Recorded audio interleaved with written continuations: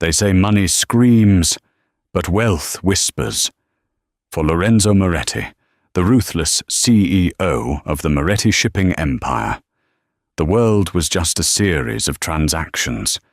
He could buy islands, governments, and silence. But there was one thing his billions couldn't fix: his mother's fading memory. He thought he was walking into that restaurant for a business dinner.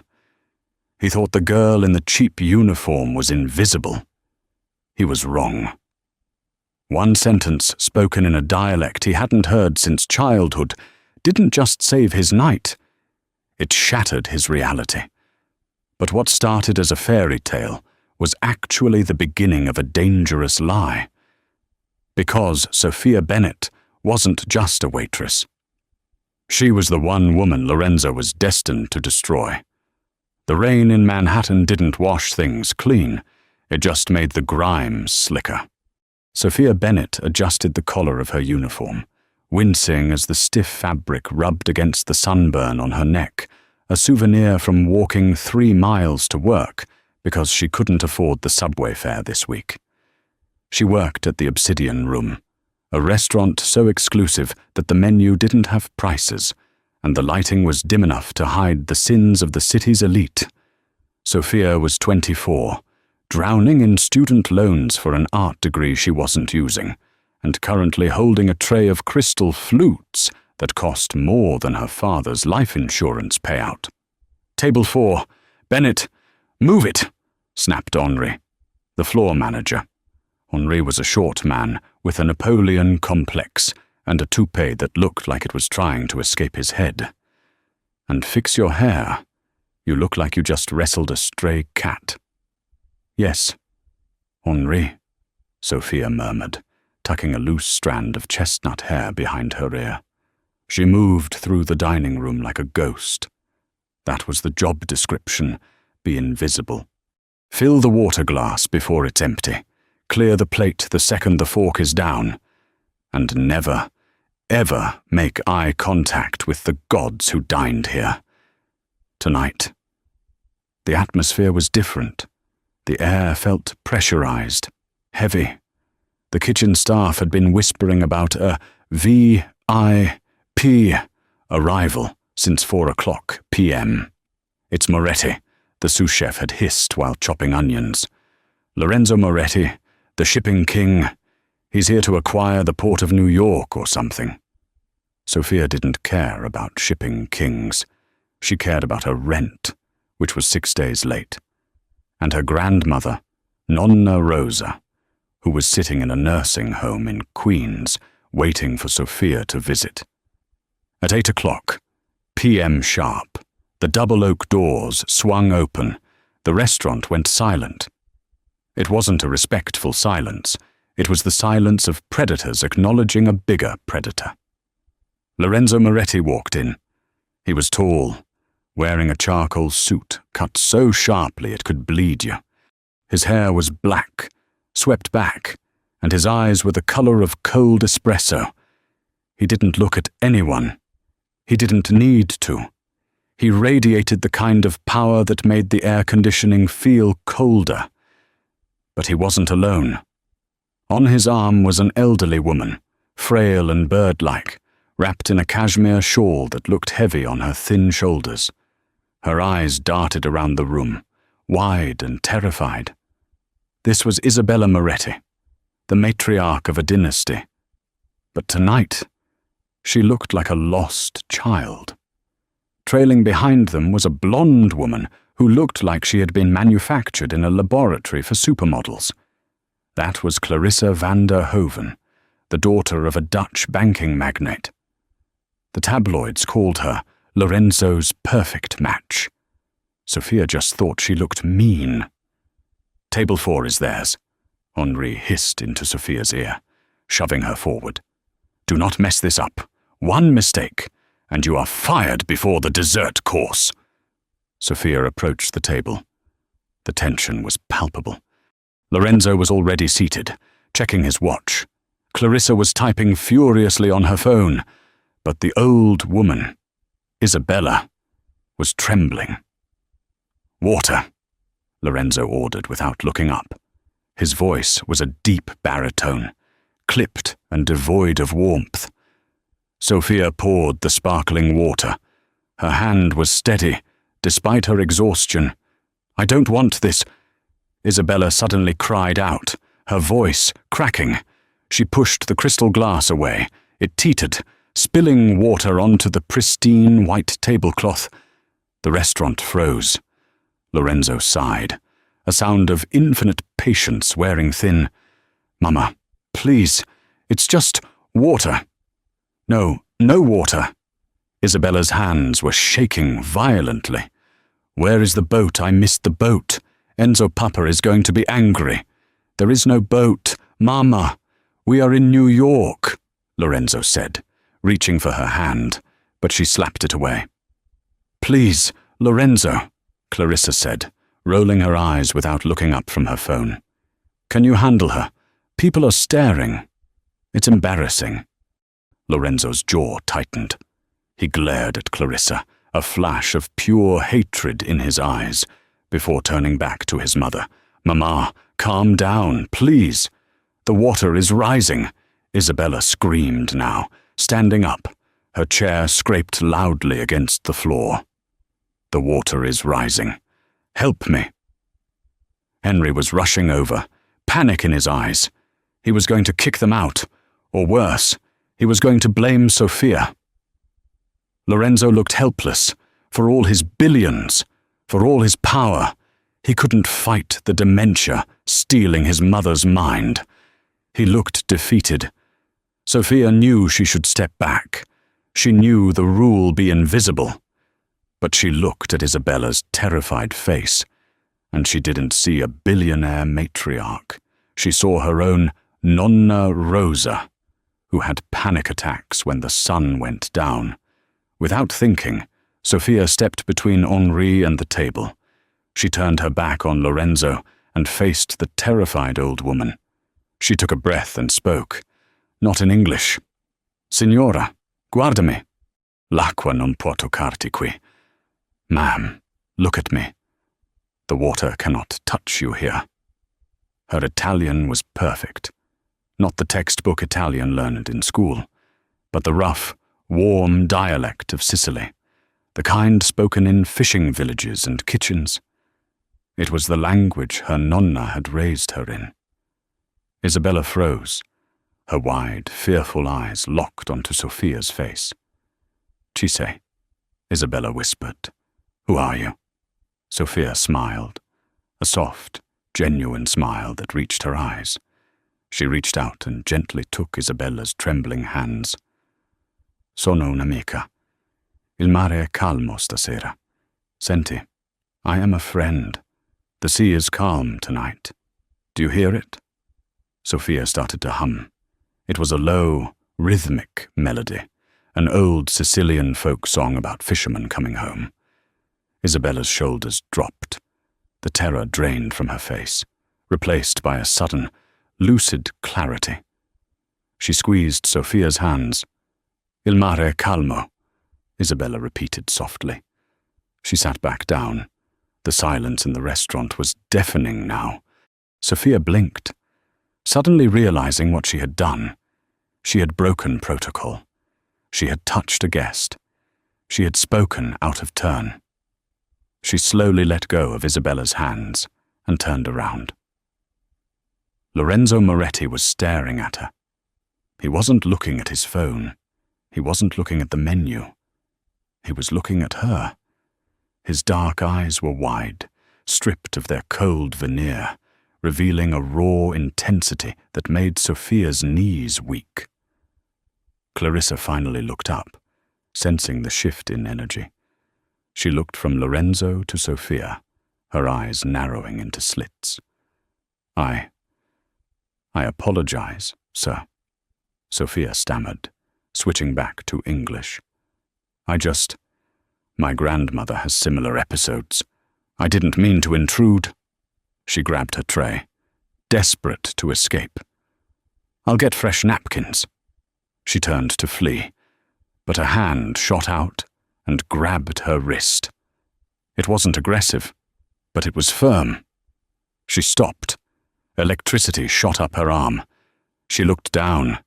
Lorenzo's hand was wrapped around her wrist. His thumb brushed against her pulse point.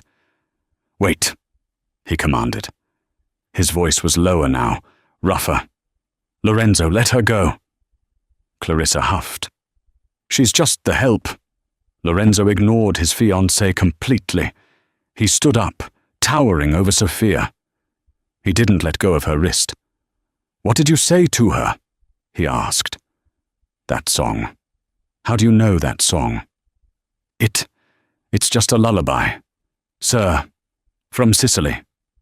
Lorenzo looked at his mother, who was now calmly drinking her water, a peaceful smile on her face. He looked back at Sophia. "I have spent 5 years trying to find doctors, specialists, therapists," Lorenzo said, his voice quiet. "None of them have done in 5 years what you just did in 5 seconds. He stepped closer. Sophia could smell his cologne, sandalwood, and sea salt. "You didn't just serve a table," Lorenzo said, and the intensity in his gaze made the rest of the room disappear. "You just stole my heart." Clarissa dropped her fork. It clattered loudly against the china. The fork drop shattered the spell. Sophia yanked her wrist back, her face burning crimson. "I have to work," she whispered, backing away. "Henri," Lorenzo barked, not taking his eyes off Sophia. The manager scurried over, sweating profusely. "Yes, Mr. Moretti, I apologize for the girl. She is new. She is clumsy." "Shut up," Lorenzo said calmly. "Is she on the clock?" "Well, yes, but I can fire her immediately if I want to buy her time." "Excuse me," Henri blinked. Lorenzo reached into his jacket pocket and pulled out a black American Express card made of titanium. He slammed it on the table. "I am buying out the rest of her shift, and tomorrow's, and the next month's. Whatever her salary is, triple it and charge it to this card. She is sitting with us." "Lorenzo," Clarissa hissed. Grabbing his arm, her manicured nails dug into his suit fabric. "Have you lost your mind? She's a waitress. Look at her shoes. She smells like kitchen grease." Lorenzo turned to Clarissa. For the first time all night, he gave her his full attention. "Clarissa, my mother hasn't smiled in 6 months. This waitress just gave her peace. If you have a problem with that, the driver can take you home." Clarissa's mouth opened and closed like a fish. She sat back, fuming, crossing her arms over her chest. She glared at Sophia with a look that promised retribution. "Sit," Lorenzo told Sophia. He pulled out the chair next to his mother. Sophia looked at Henri.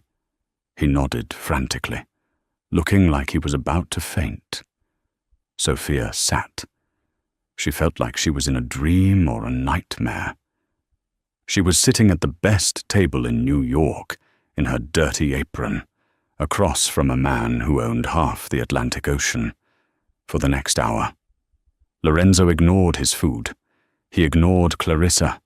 He watched Sophia. He watched how she interacted with Isabella. He watched how Sophia cut Isabella's steak into tiny, manageable pieces without making it look like she was babying her. He watched how she spoke soft Italian phrases that kept the old woman grounded in reality. "What is your name?" Lorenzo asked as the dessert arrived. "Sophia. Sophia Bennett." "Bennett." Lorenzo swirled his wine. "That is not an Italian name. My father was American. He died before I was born. My mother, she left. My nonna raised me."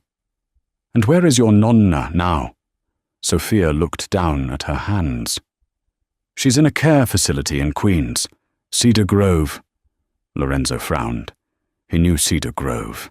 It was a state-funded facility, understaffed, overcrowded, a warehouse for the forgotten. "Why are you working here?" Sophia. I'm an artist, she admitted, feeling foolish. But paint doesn't pay the bills. The debt does. Debt. Student loans, my nonna's medical bills. Sophia shrugged, trying to keep her dignity. It's life. Everyone has problems. Not everyone, Clarissa interjected, sipping her champagne. Some of us plan our lives better. Lorenzo didn't even blink at Clarissa's cruelty. He leaned forward, his elbows on the table. I have a proposition for you. Sophia. Sophia's stomach tightened. She had heard stories about men like Lorenzo Moretti. I'm not that kind of girl, Mr. Moretti. A rare, small smile touched Lorenzo's lips. It transformed his face, making him look 5 years younger. I'm sure you're not. That's not what I'm asking. He gestured to his mother, who was currently showing Sophia her bracelet. I travel. A lot. My business requires me to be in Rome, Milan, London. I cannot leave my mother alone. But she cannot travel with just nurses. They drug her to keep her calm. They don't understand her. Lorenzo's eyes locked onto Sophia's. She trusts you. She thinks you are family. I don't know why, but I trust her instincts. He pulled a napkin from the table and a fountain pen from his pocket. He scribbled a number on it. I want you to be her personal companion. Live in. You will travel with us. You will talk to her, sing those songs, keep her happy. He slid the napkin across the table. Sophia looked at the number. It was a salary, a yearly salary. It was more money than Sophia would make in 10 years at the Obsidian Room. It was enough to pay off her debt, enough to move her nonna into a private facility with a garden. This is crazy, Sophia whispered. You don't know me. I know you risked your job to help an old woman you didn't know, Lorenzo said. That tells me more about your character than a background check. Lorenzo, you cannot simply hire a stray off the street, Clarissa shrieked, losing her composure. She could be a thief, a spy. I am the CEO of Moretti Global, Lorenzo said icily.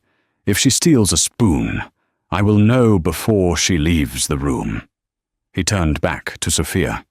What do you say? Sophia, will you help me? Sophia looked at the money. Then she looked at Isabella. The old woman was holding Sophia's hand again, squeezing it tight, as if she was afraid Sophia would vanish. Resta con noi, Isabella whispered. Stay with us. Sophia looked at Lorenzo. His eyes were pleading. Beneath the arrogance, I have conditions, Sophia said, her voice shaking but firm. Clarissa gasped. She has conditions. Name them, Lorenzo said. My grandmother. I need her moved to a better facility, Silver Lake, and I need to be able to visit her. Done, Lorenzo said instantly. My assistant will handle the transfer tomorrow morning. And, Sophia added, I am not a servant, and I am certainly not anything else. I am here for your mother. Lorenzo's gaze dropped to her lips for a fraction of a second, then back to her eyes. The air between them crackled with a sudden, dangerous heat. Strictly professional, Lorenzo agreed. You have my word. He extended his hand. Sophia hesitated. She knew, deep in her gut, that taking this hand would end her life as she knew it. She was stepping into a world of sharks. Clarissa looked ready to stab her with a steak knife. But then she thought of her nonna in that grey, sad room in Queens. Sophia took Lorenzo's hand. His grip was warm, enveloping hers. I accept, she said. Lorenzo nodded. Good. Pack your bags. Sophia, we leave for the Hamptons estate tonight, and then next week, Italy. As they stood up to leave, Sophia caught Clarissa staring at her. It wasn't just anger anymore. It was calculation.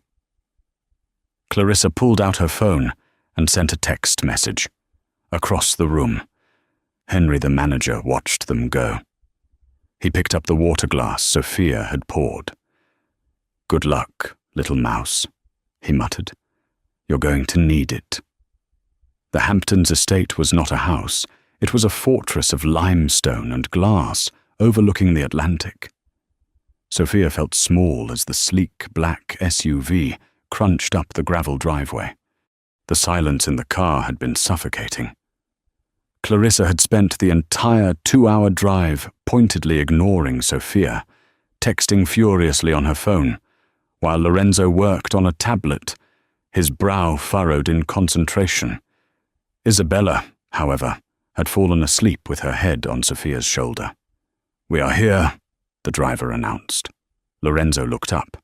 His eyes immediately went to his mother, then to Sophia.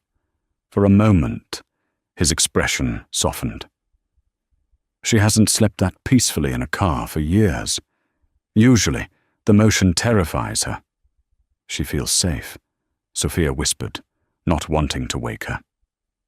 "She feels safe with you," Lorenzo corrected, his voice low. Clarissa slammed the car door open, breaking the moment. "Finally, I need a drink." The air in this car was stifling. Sophia helped Isabella out, guiding her up the massive steps. The household staff was lined up, a row of black and white uniforms. "This is Mrs.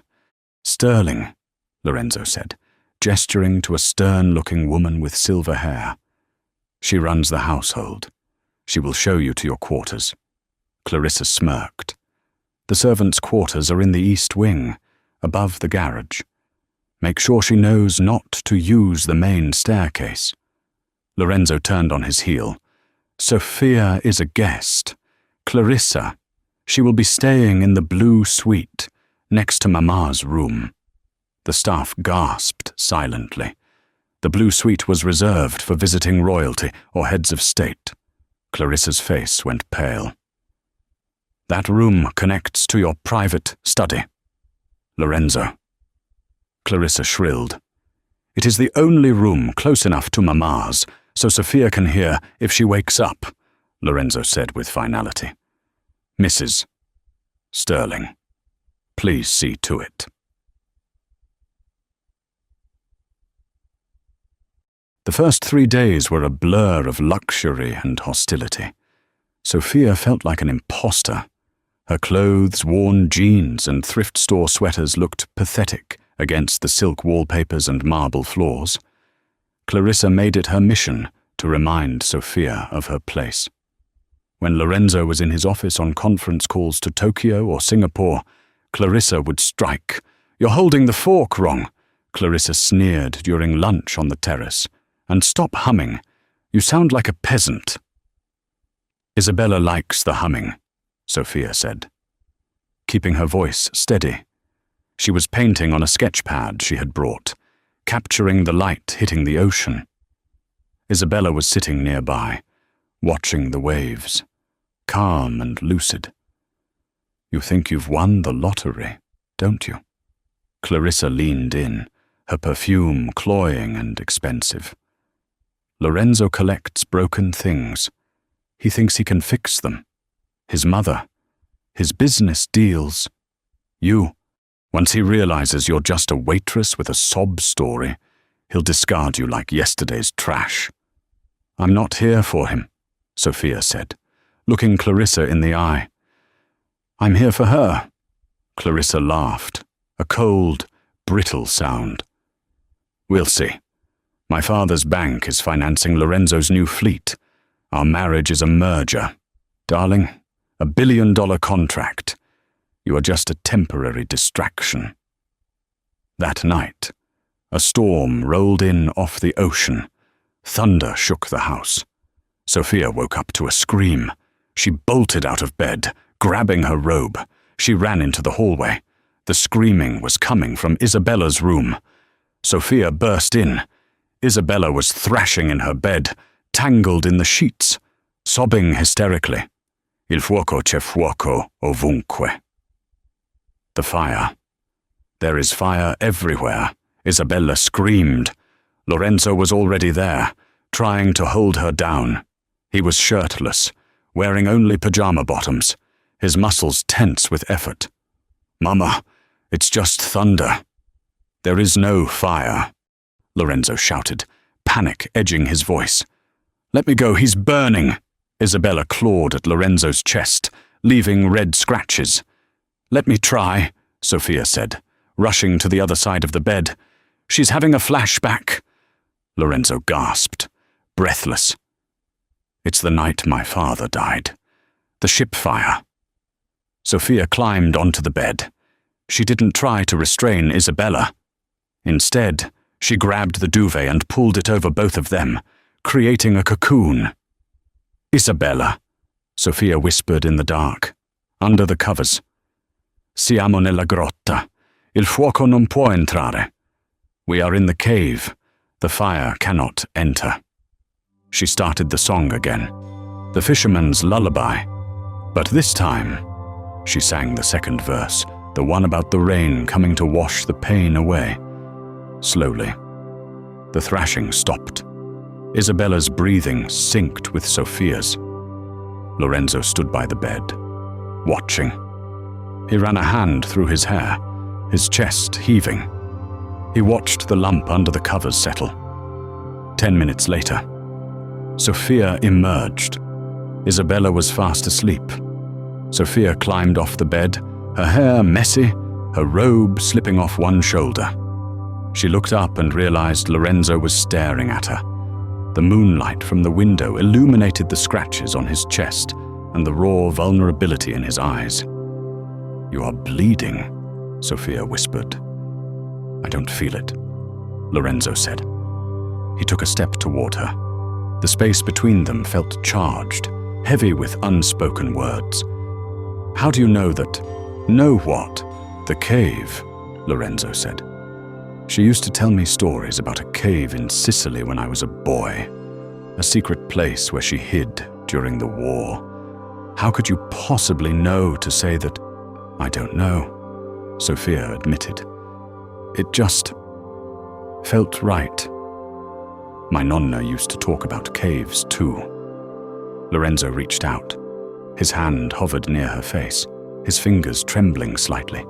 He wanted to touch her. Sophia held her breath, her heart hammering against her ribs. Sophia, he murmured. Lorenzo. A voice cut from the doorway. Clarissa stood there, wearing a silk negligee. Her arms crossed. Her eyes darted from Lorenzo's bare chest to Sophia's disheveled appearance. Is everything okay? Clarissa asked, her voice dripping with ice. I heard screaming, but it seems quiet now.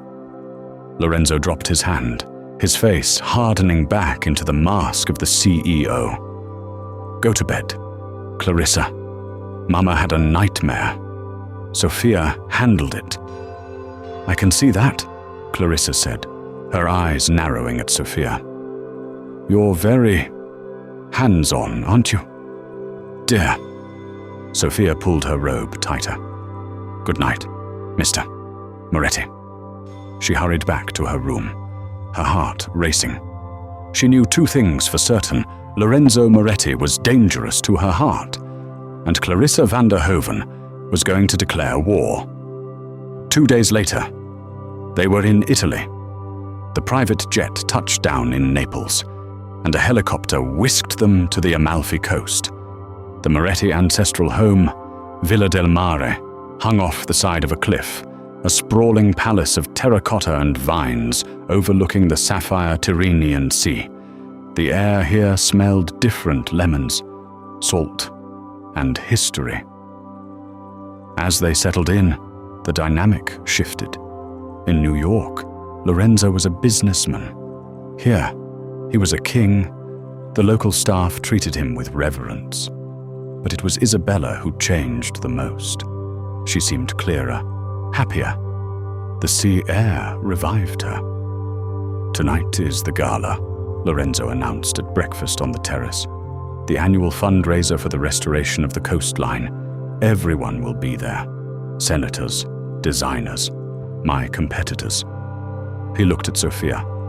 "I need you there. Mama will be attending for an hour, and I need you by her side." I don't have anything to wear," Sophia said, looking down at her jeans. "That has been taken care of," Lorenzo said. He snapped his fingers. A team of stylists appeared, carrying garment bags. Clarissa, who was eating a grapefruit with surgical precision, looked up. "Don't bother with the couture, Lorenzo. She'll just look like a child playing dress-up. Just put her in a nice black suit so she blends in with the catering staff." "She will wear red," Lorenzo said, his eyes locking with Clarissa's. "And she will walk in with us, through the front door." Clarissa's fork clattered onto her plate. "Red, that is my color." "Lorenzo, then wear gold," he replied smoothly. Standing up, "I have meetings. See you at 7. The dress was breathtaking. It was a deep crimson silk that draped over Sophia's curves like liquid fire. It had a modest neckline, but a back that plunged dangerously low. When Sophia stepped out onto the terrace that evening, the sun was setting, painting the sky in purples and oranges. Lorenzo was waiting. He was wearing a tuxedo that fit him like a second skin. He was adjusting his cufflinks when he heard her footsteps. He turned around. He stopped. His hands fell to his sides. He didn't say a word. He just drank her in. "Is it too much?" Sophia asked, suddenly shy. Lorenzo walked over to her. He stopped inches away, careful not to touch her, as if she were made of glass. "You look," he said, his voice husky, "like a queen. Ready to go." Clarissa's voice shattered the mood. She walked out in a gold-sequined gown that cost more than Sophia's childhood home. She looked beautiful, but hard. When she saw Sophia, Clarissa's eyes flashed with pure venom. But she smiled. Well, you clean up nicely. Just remember, don't speak unless spoken to. These people can smell poverty." The gala was held in the ballroom of the villa. It was a sea of diamonds and tuxedos. Sophia stayed glued to Isabella, who was seated on a velvet sofa, greeting old friends. "Sophia," Isabella whispered. Tugging on Sophia's hand, she pointed to a massive oil painting hanging above the fireplace. It depicted a beautiful young woman with dark hair and sad eyes, standing on a boat. "Elle," Isabella whispered. "Tua madre. It is her. It is your mother." Sophia froze. "What? No." "Mama," Lorenzo said, appearing with 2 glasses of champagne. "That is Aunt Julia. She died 50 years ago." "No," Isabella insisted, her voice rising. She pointed a shaking finger at Sophia. "She has Julia's eyes, the eyes of the traitor." Sophia stepped back, shocked. Traitor Lorenzo frowned. "Mama, stop, you are confusing the past." "She stole the necklace," Isabella cried out, suddenly agitated, the siren's heart. "Julia stole it and ran away with the American." Sophia felt the blood drain from her face. The American, her father was American. Suddenly, a man approached the group. He was slick, with greased-back hair and a predatory smile. This was Alessandro Conte, Lorenzo's biggest business rival. "Lorenzo, a lively family reunion. I see." Alessandro smirked. He looked at Sophia. "And who is this vision in red?" "Sophia Bennett," Lorenzo said stiffly. "My mother's companion." Alessandro's eyes widened. "Bennett, interesting." He took a sip of his drink. "I knew a Bennett once. An American sailor, stationed here in the 80s. Sophia's heart stopped. Her father had been in the Navy. Clarissa appeared at Alessandro's elbow, slipping her arm through his. Alessandro, darling, you simply must tell Lorenzo about the acquisition. Ah, yes, Alessandro smiled. I bought the shipyard in Palermo this morning. Lorenzo. Right out from under you. Lorenzo's jaw tightened. That deal was sealed. Not until the ink is dry. Alessandro laughed. But don't worry. I hear you have bigger problems, like security leaks. Alessandro looked pointedly at Sophia. What are you implying? Lorenzo demanded. Just that it's strange, Alessandro drawled. A girl from nowhere, speaking perfect Sicilian dialect, appearing just as your mother's dementia worsens, and suddenly you are distracted, and I am winning. That's enough. Lorenzo stepped forward, his fists clenched. Is it? Clarissa interjected. She pulled a folded piece of paper from her clutch. Lorenzo, you might want to look at this.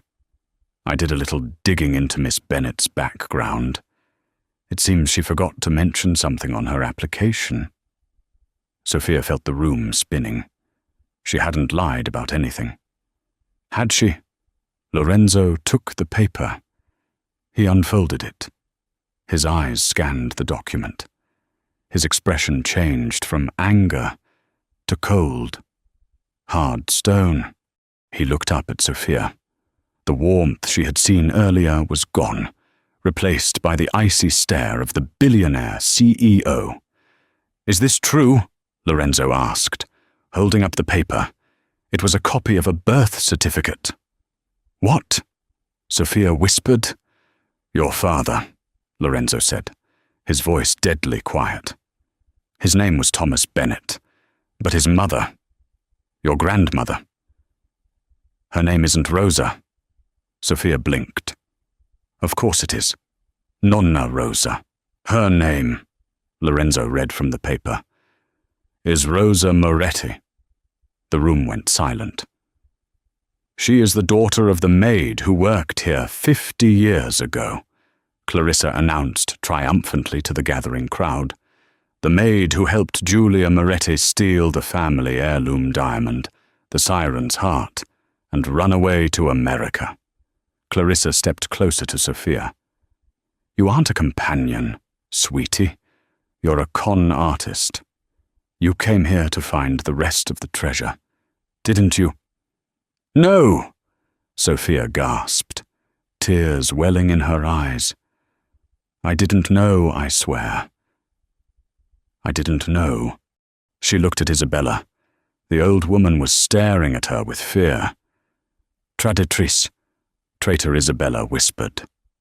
Sophia looked at Lorenzo. Please believe me.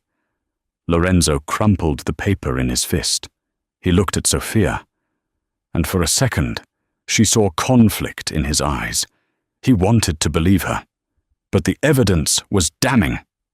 Go to your room, Lorenzo commanded. Pack your things. You leave in the morning. Lorenzo, go! He roared, a sound that echoed off the frescoed ceiling. Sophia turned and ran.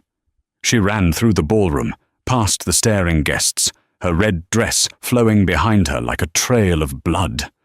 She ran out onto the terrace and didn't stop until she reached the cliffs. She stood there, gasping for air, the dark ocean crashing below. She had lost everything, her job, her reputation, and the man she had foolishly started to love. But as she wiped her tears, she heard a sound, not from the party, but from the shadows of the garden. Psst! Sophia! She turned. It was Henri, the manager from the Obsidian Room in New York. What was he doing here?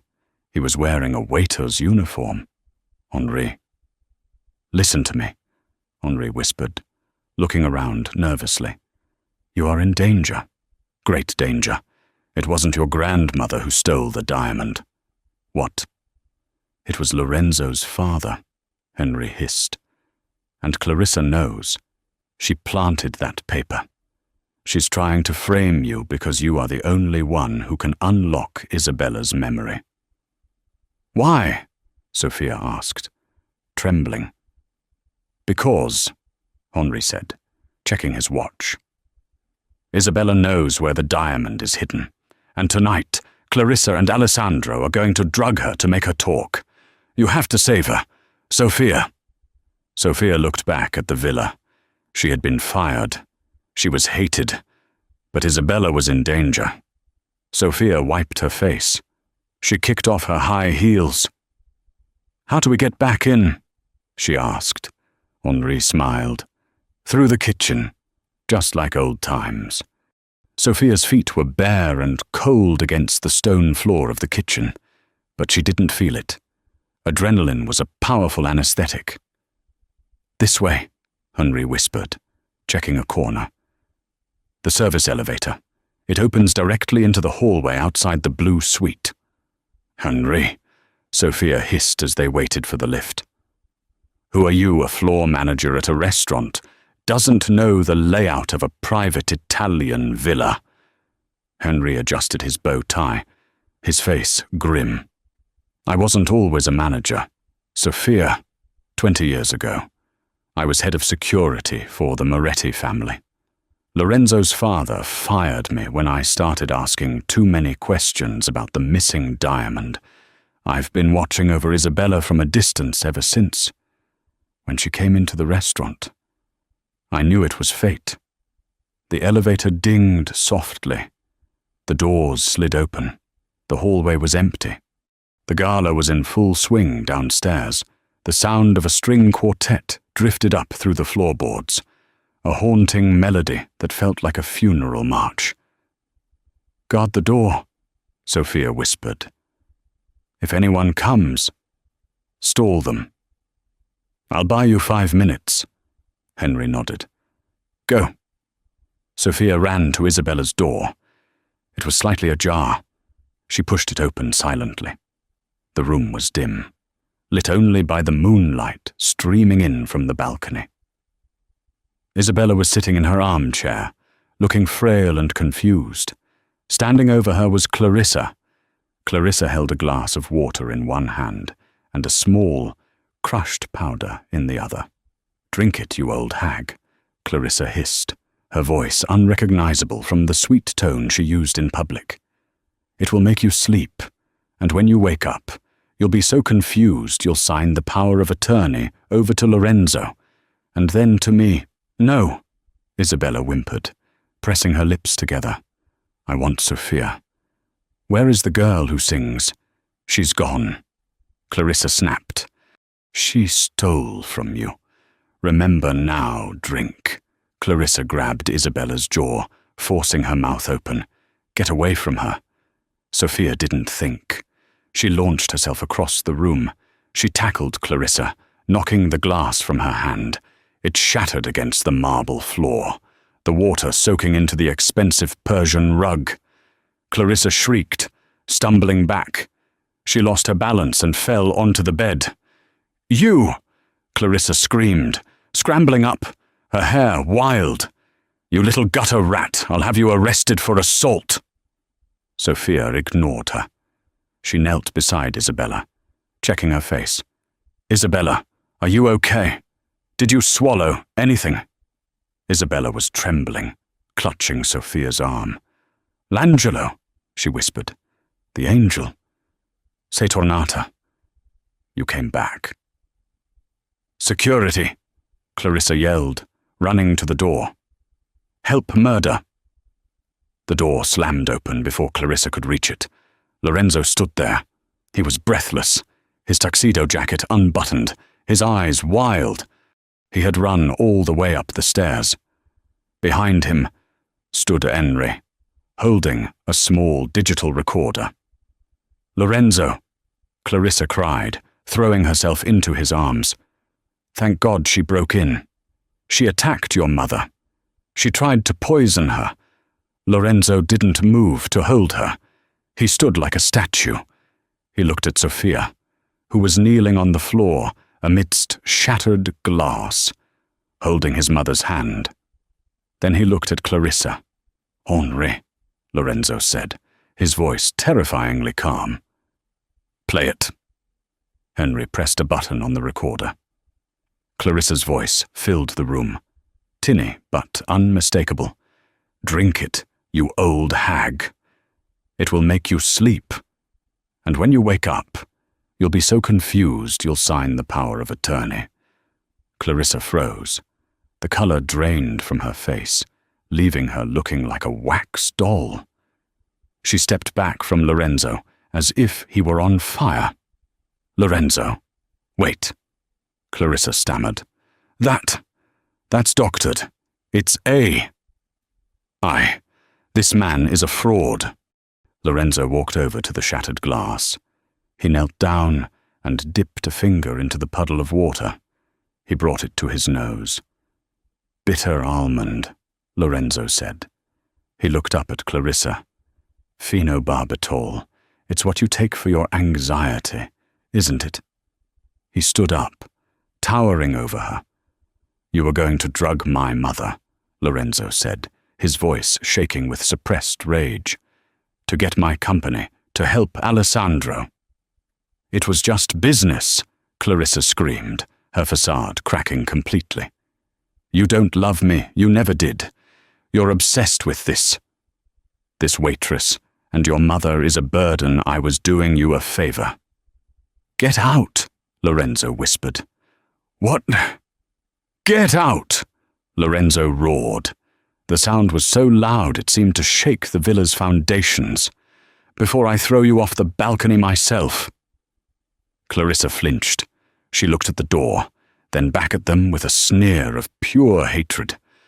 "You're a fool, Moretti. Alessandro already has the shipyard, and he knows about the cave. By midnight, the siren's heart will be ours, and your legacy will be ashes." She spun on her heel and stormed out, shoving Henri aside. Silence descended on the room. Lorenzo turned to Sophia. He looked at her bare feet, her disheveled hair, the fierce protectiveness in her eyes as she held his mother. He dropped to his knees in front of her. He didn't care about the glass shards cutting into his suit trousers. "Sophia," he choked out.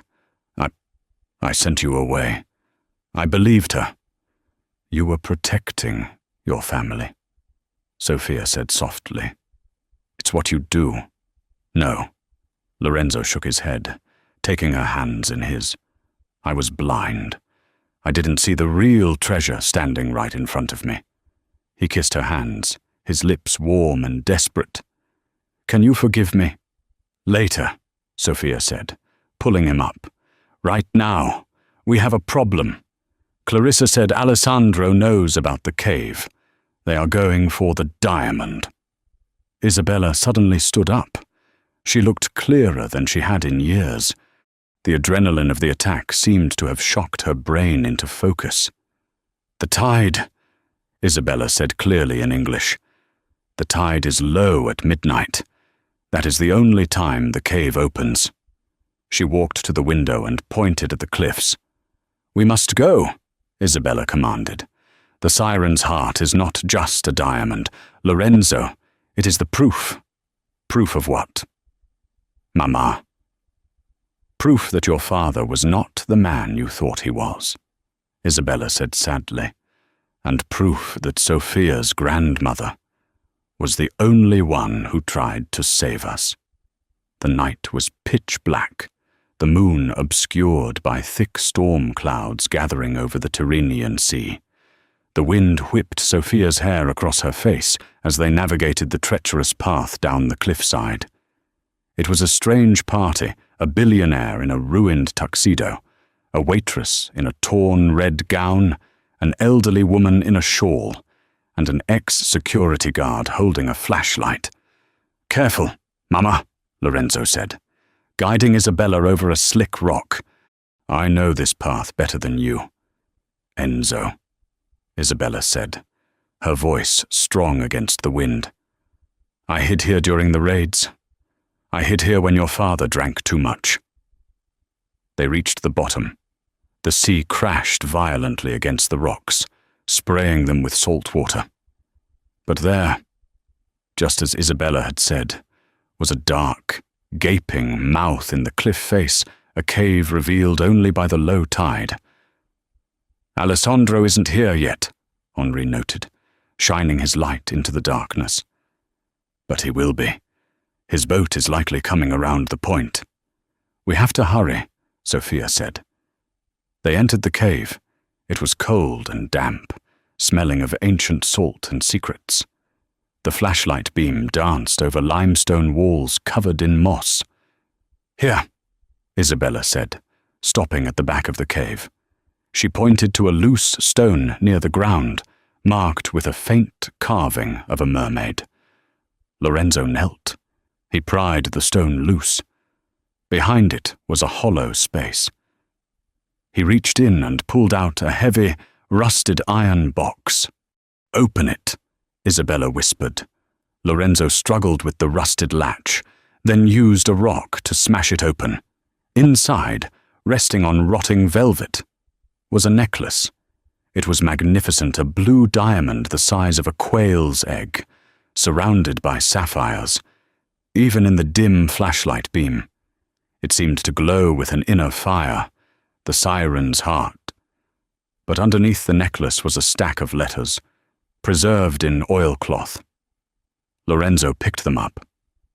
"Read the top one," Isabella said. Lorenzo unfolded the yellowed paper. His eyes scanned the handwriting. His face went pale. It's a confession," Lorenzo whispered, "from my father." He looked at Sophia, his eyes filled with pain. "He admits to gambling away the family fortune in Monte Carlo. He stole the diamond himself to pay the debts. When the insurance investigators came..." He planted the empty case in the maid's room. In Rosa's room. Sophia gasped. "He framed her. He ruined her life to save his own reputation," Lorenzo said, his voice cracking. "And my mother. You knew. I suspected," Isabella said, tears streaming down her face. "But I was afraid. I was young, and I had a baby. You, Lorenzo. If I spoke, he threatened to take you away. So I helped Rosa escape. I gave her money and told her to go to America. I promised to keep the diamond safe until the truth could come out. But then, my mind, it started to go." She looked at Sophia. "Your grandmother was my best friend. She was the bravest woman I knew. And you have her spirit." Sophia felt tears hot on her cheeks. Her whole life, her family had lived in shame, thinking they descended from a thief. And it was all a lie. "We have to take this to the police," Lorenzo said, clutching the letters. "We have to clear her name." "How touching!" A voice echoed from the cave entrance. They spun around. Alessandro stood there, silhouetted by the storm outside. He was holding a flare gun. Behind him were two large men, hired muscle, and Clarissa, shivering in her gold dress, looking vindictive. The prodigal son finds the truth. Alessandro slow-clapped, and destroys his own company in the process, if you release those letters. Lorenzo, Moretti Global stock will tank. Your legacy will be built on fraud. "I don't care," Lorenzo snarled, stepping in front of Sophia and his mother. "It ends tonight. Hand over the diamond." "Lorenzo," Alessandro commanded. "And the letters. I'll burn the letters. Keep the diamond, and you can keep your little waitress. No one has to get hurt." "No," Sophia said, stepping forward. "Sophia, stay back," Lorenzo warned. "You want the diamond?" Sophia asked, her voice echoing off the cave walls. "Come and get it." She grabbed the necklace from the box. "Don't be stupid, girl," Clarissa hissed. "Give it to him." Sophia backed up toward the edge of the subterranean pool at the back of the cave, a deep, dark connection to the sea. "This diamond destroyed my family," Sophia said. It destroyed yours. Lorenzo, it's cursed. Sophia! What are you doing? Lorenzo asked, panic in his eyes. Ending it, she said. She raised her hand over the dark water. No! Alessandro screamed, lunging forward. Sophia threw the necklace. Time seemed to slow down. The blue diamond arched through the air, catching the light of the flare gun one last time, before vanishing into the black water with a dull plunk. Alessandro fell to his knees at the edge of the pool, staring into the abyss. You stupid. He turned, his face purple with rage, and pulled a pistol from his jacket. You threw away $100 million. He aimed the gun at Sophia. Lorenzo moved. He didn't think. He didn't calculate. He just moved. He threw himself in front of Sophia just as the gun went off. Bang! The sound was deafening in the enclosed space. Lorenzo jerked back, slamming into Sophia. They both fell to the hard ground. Lorenzo! Sophia screamed. Lorenzo lay still, a red stain spreading rapidly across the white of his shirt. Alessandro looked at the gun, then at the fallen billionaire. Panic set in. This wasn't a corporate takeover anymore. It was murder.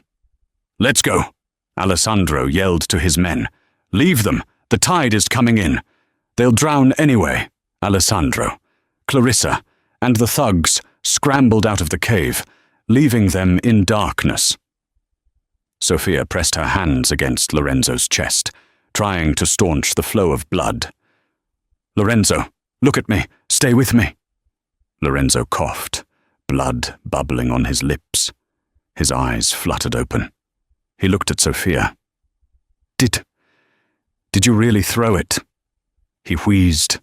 Sophia sobbed, laughing through her tears. It was a fake, a glass replica from the gift shop I bought in Naples. The real one is in my pocket.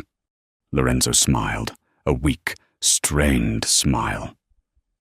That's my girl. His eyes rolled back, his head lolled to the side.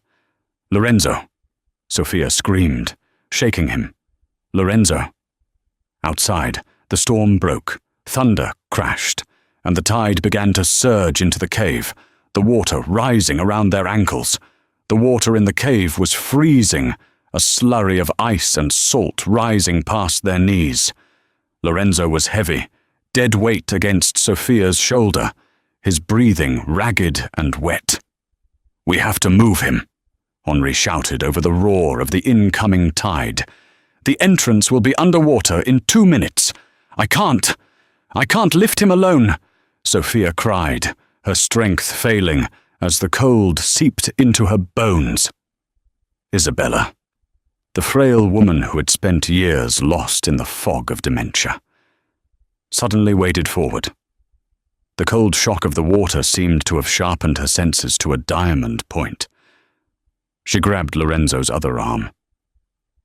He is my son, Isabella said, her voice fierce, cutting through the storm. We do not leave family behind. Andiamo.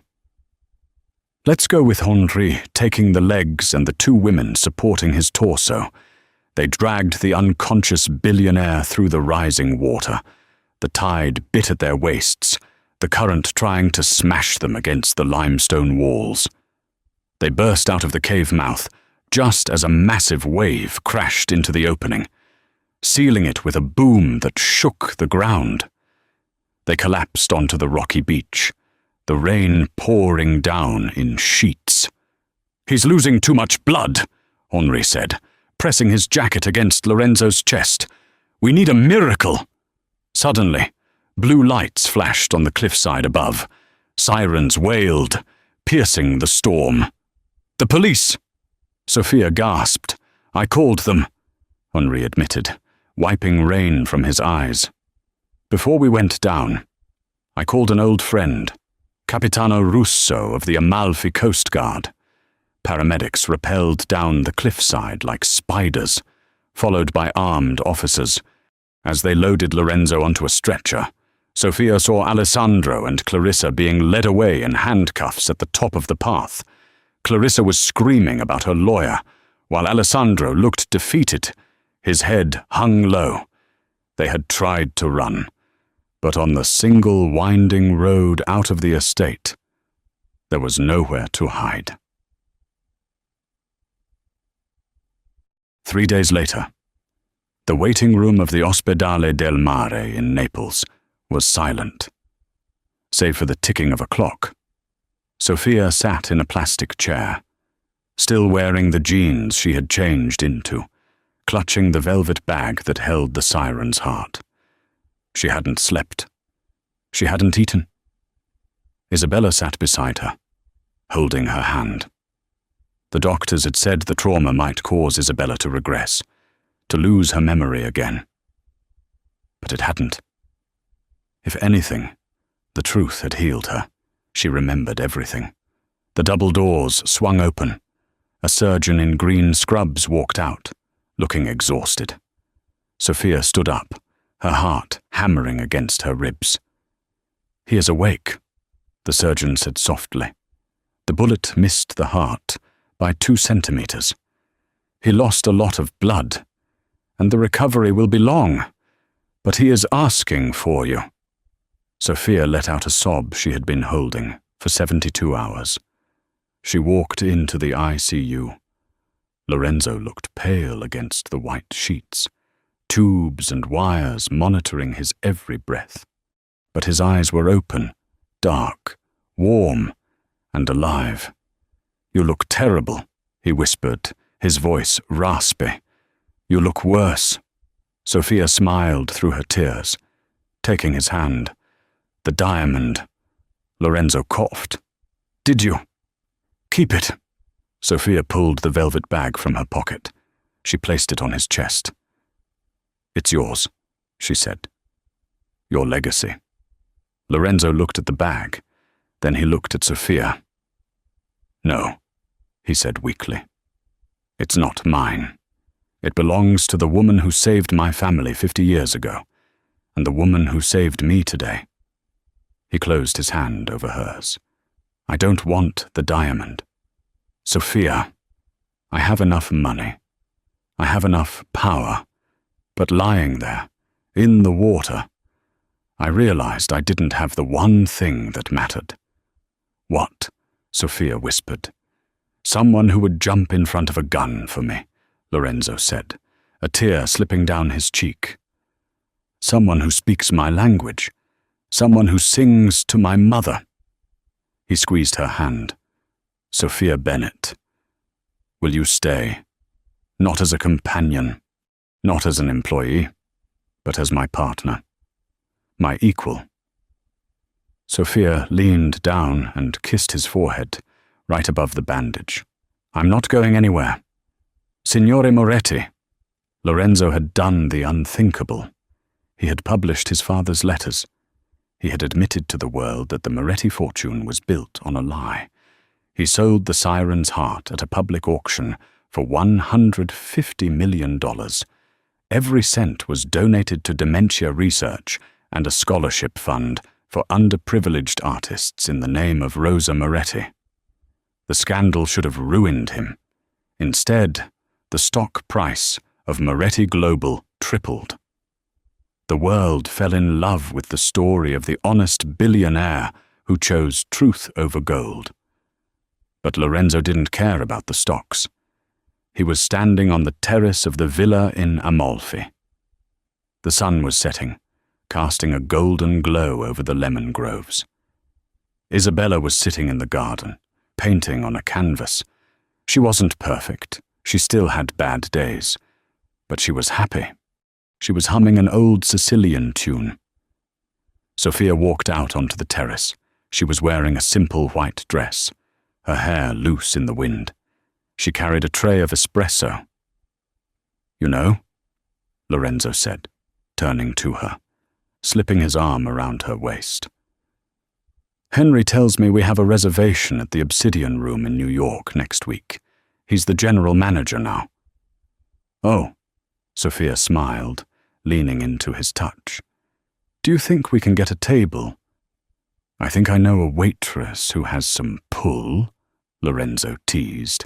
He reached into his pocket and pulled out a small box. It wasn't the siren's heart. It was a modest, elegant ring, a vintage piece from the 1920s, set with a small, clear diamond. This one isn't cursed, Lorenzo promised, and it wasn't stolen. I bought it with the first paycheck I earned after restarting the company. He got down on one knee, right there on the terrace where his family history had almost been destroyed. Sophia Bennett, Lorenzo said, his eyes shining with that same intensity she had seen the first night he grabbed her wrist. You walked into my life with a tray of water and a song, and you washed away the sins of my father. You fixed my mother's heart, and you stole mine. He opened the box. Will you marry me? Sophia looked at the ring, then at Isabella humming in the garden, and finally at the man who had risked death to save her. Yes, she whispered. In English, in Italian, in every language. Yes. Lorenzo stood up and kissed her. And as they embraced, the wind carried the scent of the sea up the cliffs. And for the first time in 50 years, the ghosts of the villa were silent. The only sound was the beat of two hearts. Finally, perfectly, in sync. And that is the story of Lorenzo and Sophia. It reminds us that sometimes the poorest person in the room holds the richest heart, and the most powerful man is just a lost boy waiting to be found. They proved that truth, no matter how painful, is the only foundation for real love. If this story touched your heart, please hit the like button. Subscribe and ring the bell so you never miss a new episode of our daily drama.